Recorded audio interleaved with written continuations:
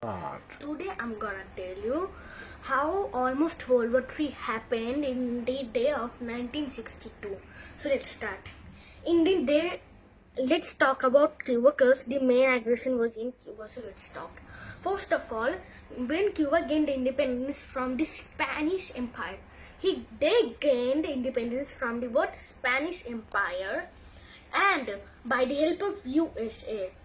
Smell its freedom. Again, I cracked that joke. But first of all, they gained independence by the help of USA, and their flags kind of is similar. But if you didn't know, because of their flag, it's not that they like each other. It's not they hate each other. And then they didn't change their flag because America played a role on their independence. And if you didn't know, that Cuba hold a relation in 1972. Yeah, and with Bangladesh, of course. And let's start. It's some facts you should know about Cuba. It was that. So let's start. In the day of 1962. Yeah, let's straight jump into the war. But first we need to say about the independence cut it because it will gonna learn more and it will be easy to understand the war. In the day of 1863 or 1893, that 93 or 96, Cuba gained independence from Spanish Empire by the help of USA. USA and Spanish Empire had a really bad relation because Spanish Empire had a lot of land and almost Washington DC. That's why they hated him. That's why USA hated them. And USA also gained the independence from Great Britain because Great Britain had a colony in USA and they gained independence from that area. It makes sense. But Cuba in 1893, when they gained independence, USA said you will join us. Cuba thinked that maybe they will help our economy to improve our stuff, to improve our GDP, to make a nice area. Then they decided to join. Everyone joined. But instead of that, USA focused to not grow the GDP. Instead of growing the GDP, they followed the GDP. And 90% of cattle were owned by US and 5% were owned by, you can say, some Canadian people lived there, so 5% were owned by them.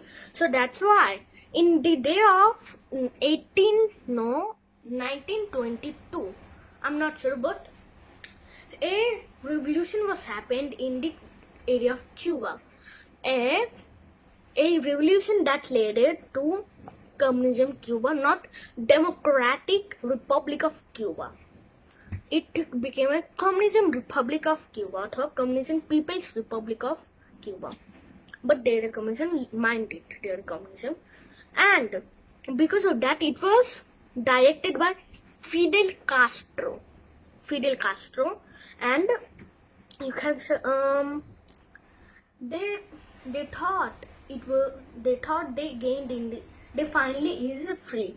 They're finally free, but America's president John F. Kennedy, when came in power, they said we will set a democratic nation in Cuba. We will invade Cuba. We'll set a democratic government. And that's why when Fidel Castro heard it, he was shocked and fastly wrote a letter to Soviet Union's president, or I don't know the name, Nikola Vakka, something like that. It's a really complicated name, but I'm gonna say Nikola, okay? Nikola. And when he sent it to Nikola, Soviet Union also wrote a letter that we will help you. We will help you, and it's not that small. It is a lot big letter. So short formly, they said we will help you.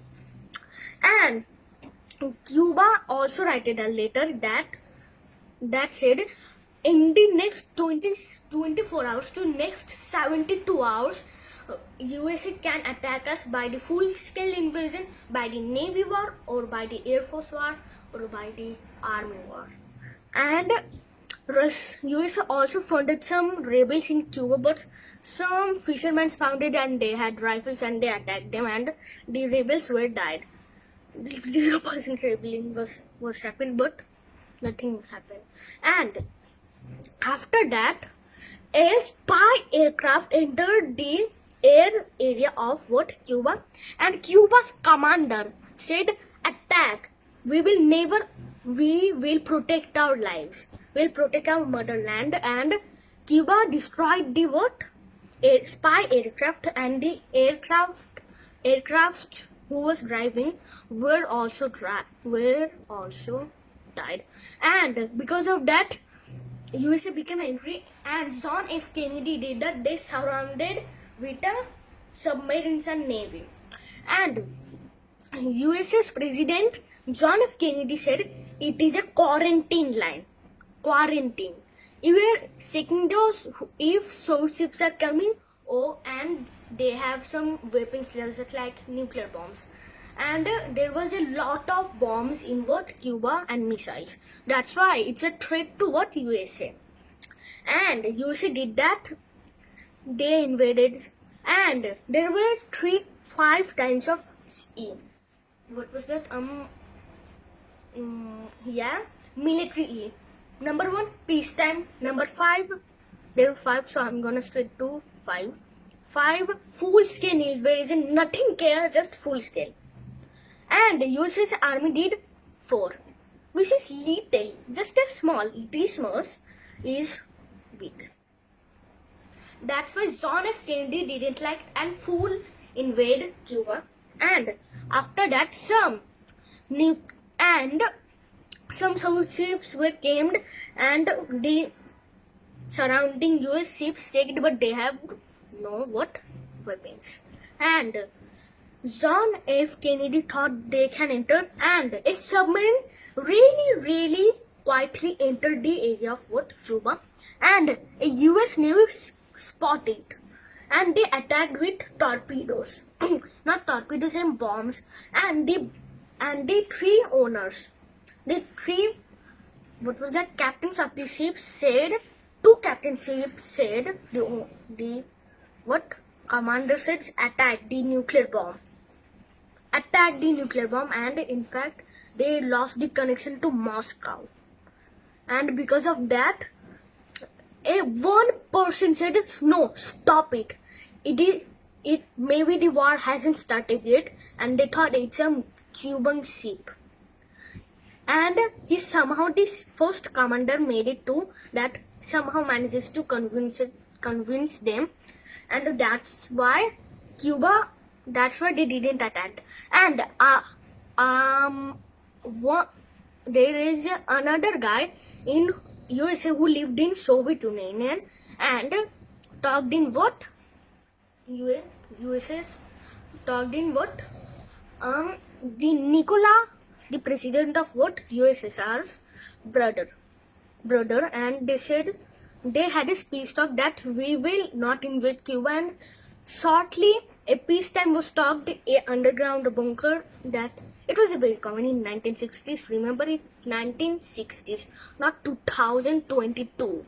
It was 1960s, and underground bunkers, peace talks were very common in that area.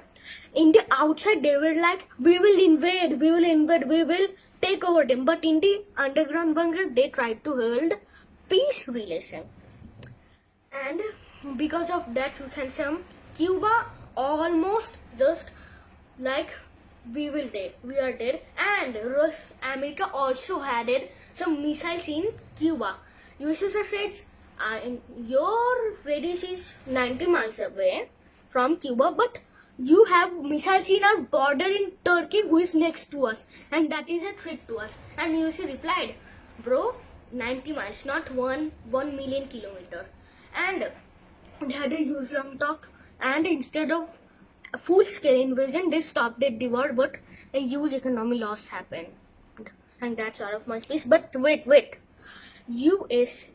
USSR's Nikola was outvoted, and it was like they were superhero to stop the World War III and bow down in front of USA. That's all of my speech. Thank you for watching.